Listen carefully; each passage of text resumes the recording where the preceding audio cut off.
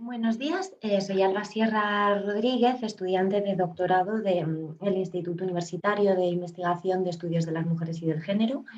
de la Universidad de Granada, del grupo Otras Perspectivas Feministas en Investigación Social. Y,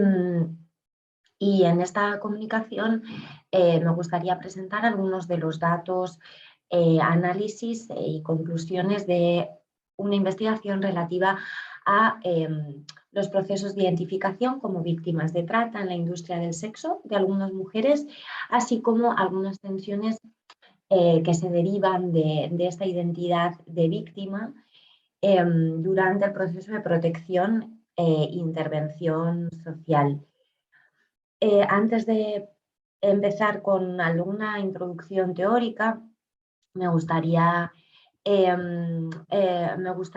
aclarar que esta comunicación y esta investigación forma parte del proyecto de investigación Videgra sobre violencias de género en un contexto de cambios, financiado por la Junta de Andalucía, así como también aclarar que forma parte de una investigación de tesis que ha sido financiada por la Fundación La Caixa, en concreto las financiaciones relativas a los programas de doctorado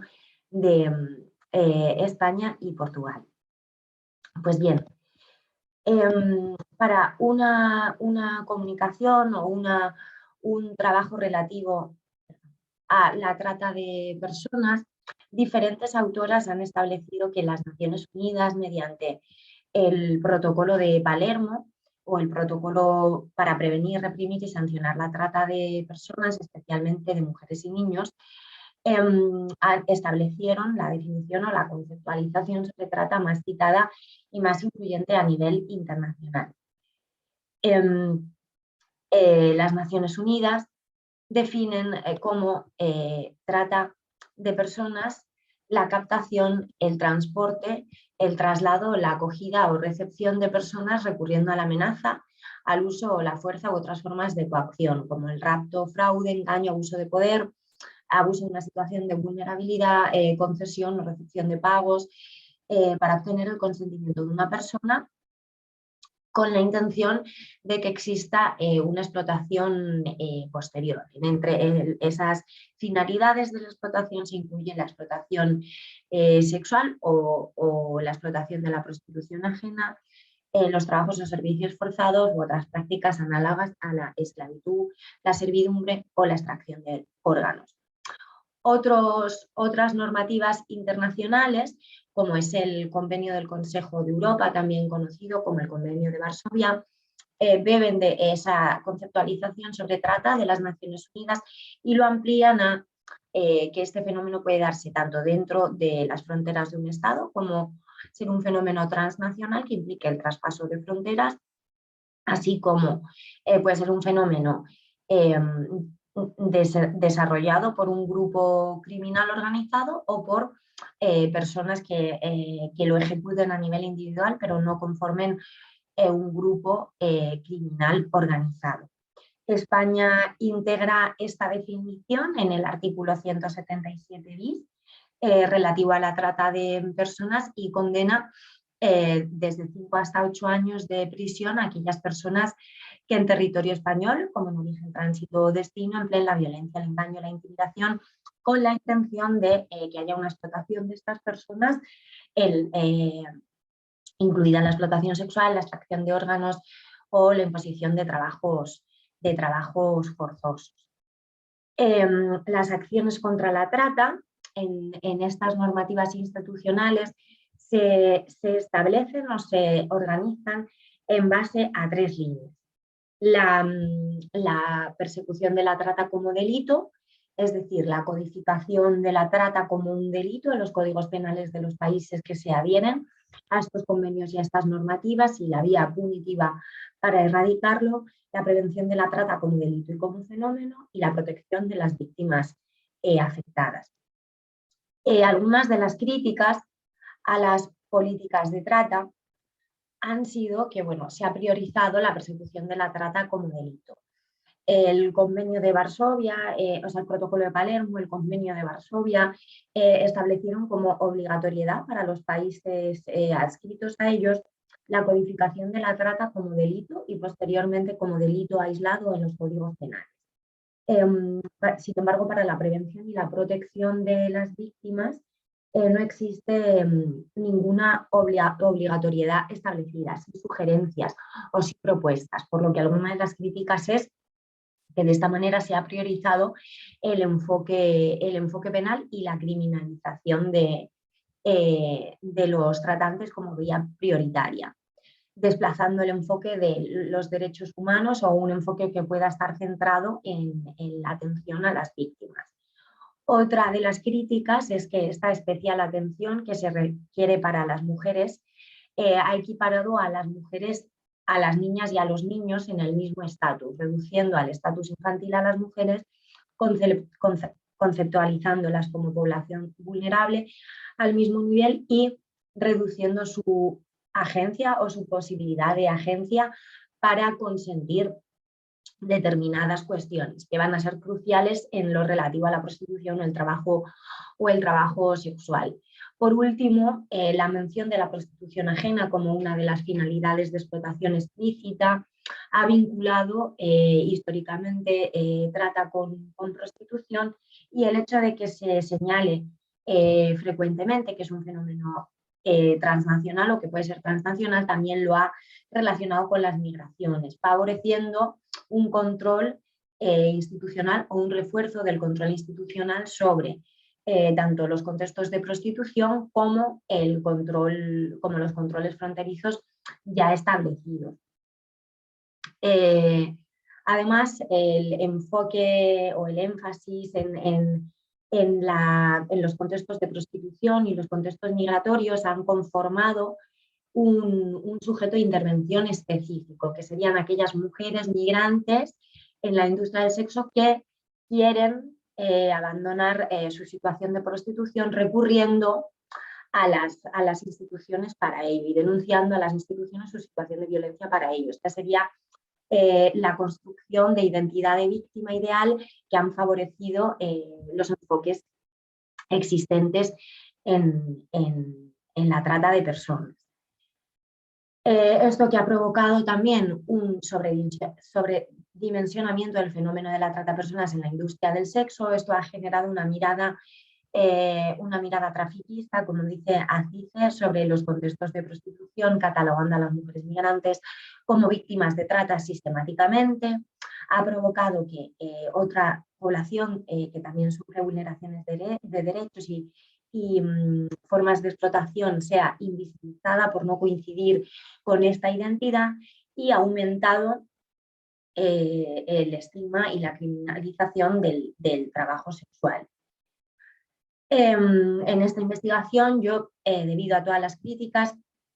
establecidas, me pregunto qué sienten las mujeres durante el proceso, por qué razones se inician los procesos de identificación, qué trato reciben por parte de las instituciones y cómo influyen la extranjería o la situación de prostitución en este tratamiento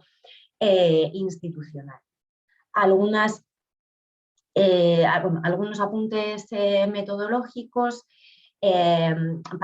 para atender a estas preguntas, para poder profundizar en estos interrogantes. He realizado 8 entrevistas a mujeres usuarias de proyectos que atienden a víctimas de la trata en la Comunidad de Madrid, que han atravesado el proceso de identificación como víctimas, siendo este proceso finalizando este proceso con la acreditación oficial como víctimas o con la denegación de la acreditación como víctimas. Una última especificación en el territorio español: esta identificación de las víctimas de trata solo la realizan las fuerzas y cuerpos de seguridad del Estado, en concreto o específicamente las unidades contra las redes de inmigración ilegal y falsedad documental, que también gestionan los centros de internamiento para extranjeros. Y bueno, la identificación la componen una serie de entrevistas donde policía recaba toda la información personal de las víctimas y puede recolectar una serie de marcadores que las identifican como víctimas de trata. Estos marcadores están asociados a un comportamiento conductual de las víctimas, como puede ser estar desaliñadas, mostrar temerosidad, expresar miedo a que alguien haga daño a sus familias, u otros marcadores que tienen relación con la situación de explotación en origen, en tránsito o en destino. En lo relativo a los indicadores en destino, pues algunos de ellos son vivir y trabajar en el mismo lugar, sufrir aislamiento social, mostrar violencia física, que otra persona controle su comunicación, etcétera. En concreto, como la identificación en España solo la realiza la policía y en concreto una policía que también gestiona las fronteras y los flujos migratorios irregulares, para aquellas mujeres que se encuentren en situación de irregularidad administrativa y que por este motivo puedan rechazar el acercamiento a la institución policial, se transformó la ley de extranjería y se añadió el artículo 59 bis,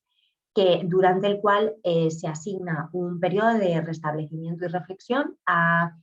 estas mujeres de 90 días, durante el cual se paraliza cualquier sanción relativa a la situación de irregularidad y pueden reflexionar sobre sus posibilidades de colaboración con la policía. Pasado este plazo de tiempo, estos 90 días, si las mujeres o las personas consideradas víctimas rechazan la colaboración policial, se puede ampliar este permiso de residencia por motivos personales, por situación personal de las víctimas. Veremos cómo se concreta en la práctica. Me gustaría iniciar con algunos de las razones por las que las mujeres acaban iniciando, o por los motivos por los que se acaba iniciando el proceso de identificación con policía. En el caso de Happy, que es nigeriana y se encuentra en situación de solicitud de asilo previamente al inicio del proceso de identificación, ella nos cuenta que tiene un problema con la red y comienza a tener miedo de que repercuta en su familia en origen en Nigeria. Y no le queda otro remedio que acudir a la policía para solicitar protección tanto para ella como su familia. Como es solicitante de asilo en España, la trasladan al país, al territorio donde inició la solicitud de asilo, que en este caso es Madrid,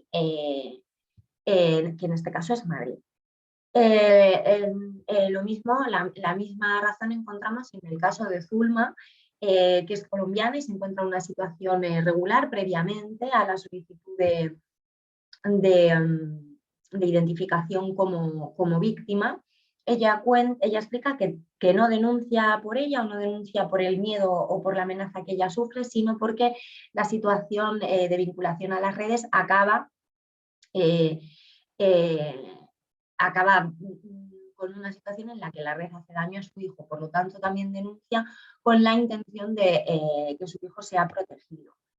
En el caso de Violeta encontramos alguna similitud, salvo que en este caso la protección no es para su familia, sino para ellas mismas. La vinculación con la red acaba en una situación de violencia. Violeta escapa y acaba denunciando a policía y reclama un alojamiento alternativo a donde se estaba quedando, porque vivía con la red, y bueno, protección tanto para ella como para el resto de la gente, cuando dice que no hagan daño a otras personas. Por ello podemos inferir que la demanda es protección a ella misma, pero también una demanda de alojamiento que hasta entonces estaba cubierta por la red. En el sistema de protección y asistencia a víctimas de trata, uno de los derechos integrales es acceder a un alojamiento seguro. En el caso de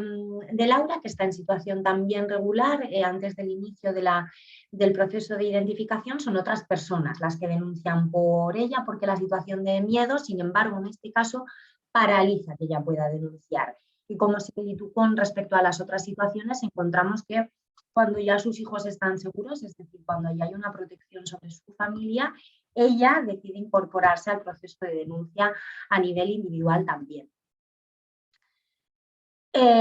Existen otros casos bastante diferentes a los que acabo de explicar y son los relativos a aquellas mujeres que estando en contextos, en contextos migratorios, como puede ser un aeropuerto, son detenidas por policía por no tener una documentación oficial o regularizada. Es el caso de Hope, que entra en España vinculada al tratante y no cuenta con documentación legítima. Por eso la policía la retiene y comienza a comprobar cuál es su identidad. Es entonces cuando ella relata todo lo ocurrido y relata estar siendo presionada por un tratante para trasladarse a España. En el caso de Mercy, encontramos nos cuenta que bueno, ella estaba trabajando, se refiere a estar trabajando en un contexto de prostitución, la policía le reclama los papeles, ella no tiene la documentación administrativa regularizada, por lo tanto la detienen y la llevan a comisaría. Y ya en comisaría la propia policía inicia el proceso de identificación como víctima de trata.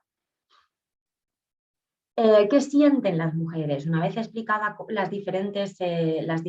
itinerarios que llegan a que se inicie el proceso de identificación, ¿qué sienten las mujeres? ¿Qué diferentes sentimientos hay y qué prácticas existen durante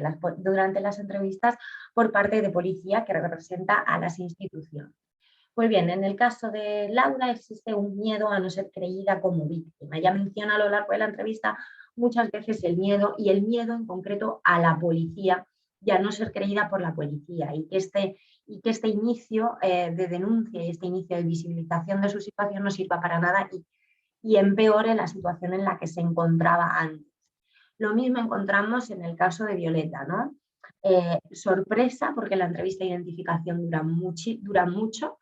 La necesidad de repetir su historia varias veces o unas cuantas veces y el miedo a ser mal juzgada por provenir de un contexto de prostitución. En sus casos vemos la revictimización, es decir, la necesidad de verbalizar durante horas la historia de violencia para ser creída por policía. En el caso de Zulma, a su caso se suma, además de la revictimización, la necesidad de mostrar la violencia física, la necesidad de mostrar la violencia física sufrida por parte de las redes, que como en otros casos de denuncia de delito sexual, obliga a las mujeres a una hipervisibilización de la violencia para ser creída por las instituciones. En el caso de las mujeres que son detenidas debido a la situación de irregularidad administrativa, pues el miedo cambia, el miedo está movilizado por otras razones, como es el miedo a la deportación. A Happy, incluso siendo solicitante de asilo, le dicen que o habla, y con ello se refieren a la colaboración policial, o la deportan a su país. Algo que es una amenaza falsa, porque siendo solicitante de asilo eso no es posible. No incorporan el periodo de restablecimiento y reflexión y aparte es una vulneración de derechos, una amenaza a una víctima explícita. Por lo tanto, hay una criminalización.